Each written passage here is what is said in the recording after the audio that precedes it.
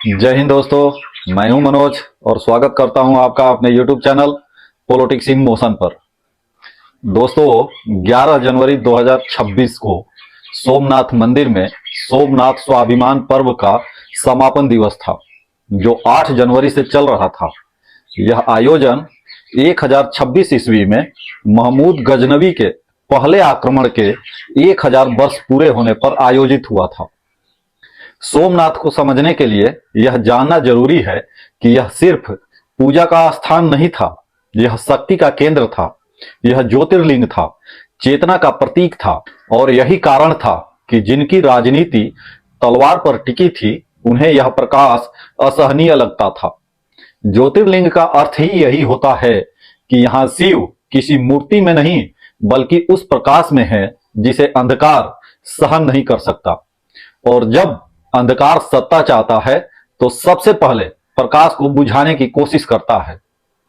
यह कहानी किसी शांत तीर्थ की नहीं है, यह कहानी उस स्थान की है जहां इतिहास ने बार बार वार किया और हर बार भारतीय सभ्यता ने सीना तान कर जवाब दिया। अरब सागर की लहरों के सामने खड़ा सोमनाथ मंदिर केवल पत्थरों की संरचना नहीं है, यह उस आत्मा का प्रतीक है जिसे तोड़ने की कई बार कोशिशें की गई, लेकिन जिसे कभी मिटाया नहीं जा सका। यहाँ की हर लहर, हर हवा, हर शिला यह गवाही देती है कि भारत की संस्कृति डर कर झुकने के लिए नहीं बनी।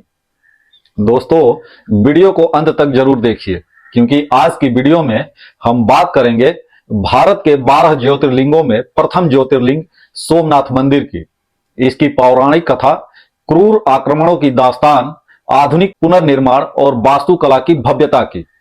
तो चलिए वीडियो को शुरू करते हैं। वीडियो शुरू करने से पहले एक छोटा सा अनुरोध है, अगर आप चैनल पर नए हैं या पहली बार वीडियो देख रहे हैं तो चैनल को सब्सक्राइब कर लें, बेल आइकन को दबा दें ताकि आने वाले वीडियो का इंफॉर्मेशन सबसे पहले आपको मिले। और अगर वीडियो पसंद आए तो वीडियो को लाइक कीजिए, अपने दोस्तों के साथ शेयर करना ना भूलें। अब आते हैं अपने टॉपिक पर। दोस्तों, गुजरात के प्रभास पाटन में अरब सागर तट पर बसा यह मंदिर न सिर्फ आस्था का केंद्र है, बल्कि 17 बार विनाश के बाद भी खड़ा होने वाली हिंदू संस्कृति की अमरता का प्रतीक है। सोमनाथ की कहानी शुरू होती है शिव पुराण और स्कंद पुराण से। चंद्रदेव की 27 नक्षत्र रूपी पत्नियां थी, लेकिन वो केवल रोहिणी से प्रेम करते थे। इस कारण क्रोधित दक्ष प्रजापति ने चंद्रमा को क्षय रोग का श्राप दे दिया।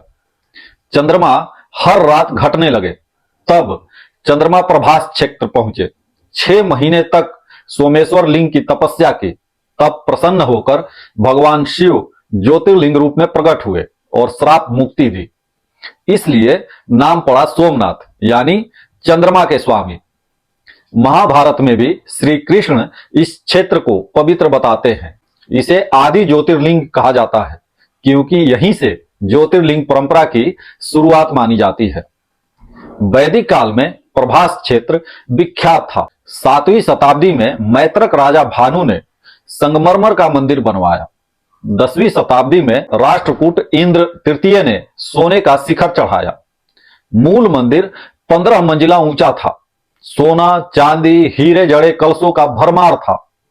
अरब यात्रियों ने इसे दुनिया का सबसे भव्य मंदिर बताया था, लेकिन यह वैभव जल्द ही आक्रमण का शिकार बन गया। 1026 ईस्वी में महमूद गजनवी ने सोमनाथ पर अपना पहला और सबसे कुख्यात आक्रमण किया। गजनी से लगभग 50,000 सैनिकों की विशाल सेना लेकर वह गुजरात पहुंचा और लगभग 40 दिनों तक मंदिर को चारों ओर से घेर कर रखा। जैसे ही आक्रमण सफल हुआ, मंदिर के भव्य द्वार तोड़ दिए गए, गर्भगृह तक पहुंच बनाई गई और ज्योतिर्लिंग को घोड़े की नाल के प्रहार से भंग किया गया। मंदिर में संचित सोने, चांदी, रत्नों और आभूषणों की लूट का मूल्य इतिहासकारों के अनुसार करीब 20 मिलियन दिनार था। समकालीन विद्वान अल बिरूनी स्वयं लिखते हैं कि सोमनाथ संसार का सबसे भव्य और समृद्ध मंदिर था। यह कथन इस बात का प्रमाण है कि यह केवल धार्मिक नहीं, बल्कि सांस्कृतिक धरोहर का भी विध्वंस था। इसके बाद भी आक्रमणों की श्रृंखला रुकी नहीं। 1299 ईस्वी में दिल्ली सल्तनत के सेनापति जूना खां ने सोमनाथ पर चढ़ाई कर मंदिर को आग के हवाले कर दिया। 1394 ईस्वी में अलाउद्दीन खिलजी के गुजरात अभियान के दौरान मंदिर को एक बार फिर पूरी तरह नष्ट किया गया और शेष बचे हुए आभूषण लूट लिए गए। 1459 ईस्वी में तुगलक वंश के समय इस पवित्र स्थान पर मस्जिद बनाने का प्रयास किया गया, जिससे मंदिर की पहचान मिटाने की कोशिशें हुई। गुजरात के सुल्तान मुहम्मद बेगड़ा ने विशेष रूप से ज्योतिर्लिंग को लक्ष्य बनाते हुए सोमनाथ पर कठोर प्रहार किया। 1520 ईस्वी में मुजफ्फर शाह द्वितीय के आदेश पर मंदिर को रेतीले टीलों में दबा दिया गया ताकि उसका अस्तित्व ही समाप्त हो जाए। 1593 ईस्वी में मुगल सम्राट अकबर के एक सूबेदार द्वारा मंदिर के बचे हुए अवशेष भी हटवा दिए गए, जिससे पुनर्निर्माण की स्मृतियां भी मिट सके। परंतु सबसे क्रूर अध्याय औरंगजेब के काल में लिखा गया। 1665, 1702 और 1706 ईस्वी में 3 अलग अलग अवसरों पर उसने सोमनाथ पर आक्रमण करवाया। मंदिर को बारूद से उड़ाया गया, ज्योतिर्लिंग को पीसकर समुद्र में फेंक देने के आदेश दिए गए। यह केवल एक इमारत का विनाश नहीं था, बल्कि आस्था, परंपरा और सांस्कृतिक स्मृति को जड़ से मिटाने का प्रयास था। दोस्तों, जब आक्रमणकारी सोमनाथ की ओर बढ़े तो वो केवल सेना लेकर नहीं आए थे, वो एक मानसिकता लेकर आए थे। यह साबित करने की मानसिकता कि भारत की आत्मा को कुचला जा सकता है और यह साबित की जा सके कि विजेता शक्ति भारत के सबसे पवित्र प्रतीक को भी तोड़ सकती है। यह पत्थर तोड़ने की कार्रवाई नहीं थी, यह पूरे समाज के आत्मसम्मान पर हथौड़ा मारने की कोशिश थी। मंदिर की दीवारें गिराई गई, परिसर को रौंदा गया और यह मान लिया गया कि कहानी यहीं खत्म हो गई। लेकिन यहीं पर इतिहास ने करवट ली, क्योंकि आक्रमणकारी यह भूल गए कि सभ्यताएं इमारतों से नहीं, स्मृतियों से बनती है। वो यह नहीं समझ पाए कि शिवलिंग टूट सकता है लेकिन शिव चेतना नहीं, पुजारी मारे जा सकते हैं लेकिन परंपरा नहीं, और मंदिर गिर सकता है लेकिन वह स्थान पवित्र रहना बंद नहीं करता। जैसे ही तलवारें लौट गई, मलबे के बीच से वही संकल्प खड़ा हो गया जिसने कहा कि यह अंत नहीं है। हर बार जब सोमनाथ को ध्वस्त किया गया, तब इतिहास के पन्नों में भले ही सन्नाटा रहा हो, लेकिन हिंदू प्रतिरोध कभी नहीं रुका। हर आक्रमण के बाद गुप्त रूप से, बिना शोर के, श्रद्धा और संकल्प के साथ पुनर्निर्माण होता रहा। महमूद गजनवी के विध्वंस के तुरंत बाद राजा भीमदेव प्रथम ने सोमनाथ को फिर से खड़ा करवाया, यह संदेश देते हुए कि मंदिर टूट सकता है, आस्था नहीं। 11वीं शताब्दी में राजा भोज ने एक भव्य मंदिर का निर्माण कराया जो विद्या, वास्तुकला और धर्म का संगम था। 18वीं शताब्दी में उत्तर भारत लगातार अस्थिर था। तब अहिल्याबाई होलकर ने सोमनाथ परिसर में अपना अलग मंदिर बनवाया, यह दर्शाने के लिए कि स्त्रियां भी भारतीय सांस्कृतिक पुनरुत्थान की ध्वजवाहक रही है। इस प्रकार सोमनाथ केवल एक मंदिर नहीं रहा, बल्कि हिंदू प्रतिरोध, सांस्कृतिक अमरता और पुनर्जन्म की जीवित मिसाल बन गया।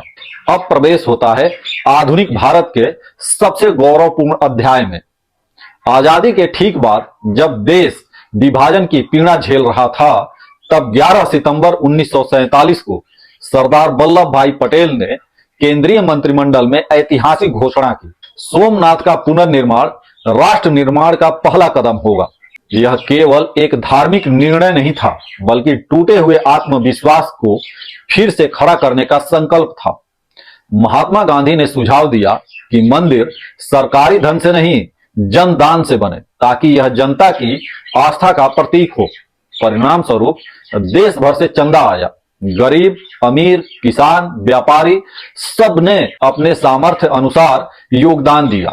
13 नवंबर 1947 को भूमि पूजन हुआ, जिसमें पटेल स्वयं उपस्थित थे। मंदिर की वास्तुकला का दायित्व मिला प्रभाशंकर सोमपुरा को, जिनके परिवार का यह 3 पीढ़ियों का सपना था। चौलुक्य शैली को चुना गया। निर्माण में लगभग 8 वर्ष लगे और उस समय के हिसाब से 40 लाख रुपए की भारी राशि खर्च हुई। अंततः 11 मई 1951 को भारत के पहले राष्ट्रपति डॉक्टर राजेंद्र प्रसाद ने प्राण प्रतिष्ठा की। नई दिल्ली से विशेष ट्रेन चलाई गई ताकि देश भर के श्रद्धालु इस ऐतिहासिक क्षण के साक्षी बन सके। तत्कालीन प्रधानमंत्री जवाहरलाल नेहरू ने उद्घाटन से दूरी बनाई, लेकिन पटेल की दृढ़ इच्छा शक्ति ने इतिहास रच दिया। आज का सोमनाथ चालुक्य मारू गुर्जर शैली का उत्कृष्ट उदाहरण है। मंदिर का शिखर 162 फीट ऊंचा है। गर्भगृह की लंबाई 129 फीट और चौड़ाई 50 फीट है। विशाल नृत्य मंडप में 212 स्तंभ हैं। हर स्तंभ पर अलग अलग नृत्य मुद्राएं उकेरी गई है, मानो पत्थर भी थिरक रहे हो। निर्माण में पीले बलुआ पत्थर और संगमरमर का प्रयोग हुआ है, जो समुद्री हवा में भी टिकाऊ है। मंदिर का सबसे रहस्यमय तत्व है बाण स्तंभ। गर्भगृह के दक्षिणी छोर पर स्थित वह स्तंभ, जो दक्षिण ध्रुव की दिशा में पूर्णतः सीधा है, इसे कई बार वैज्ञानिक चमत्कार मानते हैं। परिसर में स्थित त्रिनेत्र गणेश मंदिर को स्वयंभू माना जाता है, जबकि अहिल्याबाई होलकर द्वारा निर्मित मंदिर आज भी 18वीं सदी की जीवित स्मृति है। अरब सागर के तट पर स्थित यह मंदिर ऐसा प्रतीत होता है मानो समुद्र की लहरें स्वयं शिव को नमन कर रही हो। रहस्य यही समाप्त नहीं होते। क्या आज का ज्योतिर्लिंग मूल है या प्रतीकात्मक? पुरातत्वविदों में मतभेद है, लेकिन भक्त मानते हैं कि ऊर्जा वही है, चेतना वही है। पूर्णिमा की रात चंद्रमा की किरणें सीधे शिखर पर पड़ती है और नृत्य मंडप में ताली बजाने पर समुद्र की गूंज जैसी ध्वनि सुनाई देती है। धार्मिक दृष्टि से सोमनाथ के दर्शन मात्र से जन्म जन्मांतर के पाप नष्ट माने जाते हैं। यहाँ का रुद्राभिषेक संतान प्राप्ति, संकट निवारण और मानसिक शांति प्रदान करता है। यही कारण है कि आज सोमनाथ केवल एक पर्यटन स्थल नहीं, बल्कि आस्था, इतिहास, रहस्य और राष्ट्र चेतना का संगम है। 11 जनवरी 2026 को सोमनाथ की पावन भूमि पर सोमनाथ स्वाभिमान पर्व का समापन केवल एक आयोजन का अंत नहीं था, बल्कि हजार वर्षों के संघर्ष, पुनर्निर्माण और आत्मगौरव की ऐतिहासिक घोषणा था। 1026 ईस्वी में हुए आक्रमण के 1000 वर्ष पूर्ण होने पर और 1951 के पुनर्निर्माण के 75 वर्ष पूरे होने के इस महायोग में सुबह 9:45 पर नरेंद्र मोदी द्वारा नेतृत्व की गई शौर्य यात्रा 108 घोड़ों के प्रतीकात्मक जुलूस के साथ उन मंदिर रक्षकों को नमन थी, जिन्होंने प्राण देकर भी आस्था नहीं छोड़ी। इसके बाद उनके दर्शन पूजन और राष्ट्र को संबोधन ने यह स्पष्ट कर दिया कि सोमनाथ अब केवल इतिहास नहीं, बल्कि वर्तमान और भविष्य की चेतना है।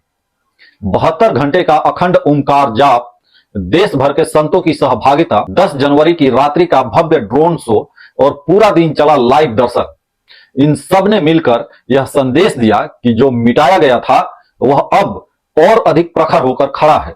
तो दोस्तों, अगर वीडियो पसंद आया हो तो वीडियो को लाइक कीजिए और ज्यादा से ज्यादा अपने दोस्तों को शेयर कीजिए, ताकि उनको भी इसकी जानकारी मिल सके। और हाँ, चैनल को जरूर सब्सक्राइब कीजिए। धन्यवाद। अगली बार फिर मिलते हैं एक नए विषय के साथ। तब तक के लिए नमस्कार। वंदे मातरम।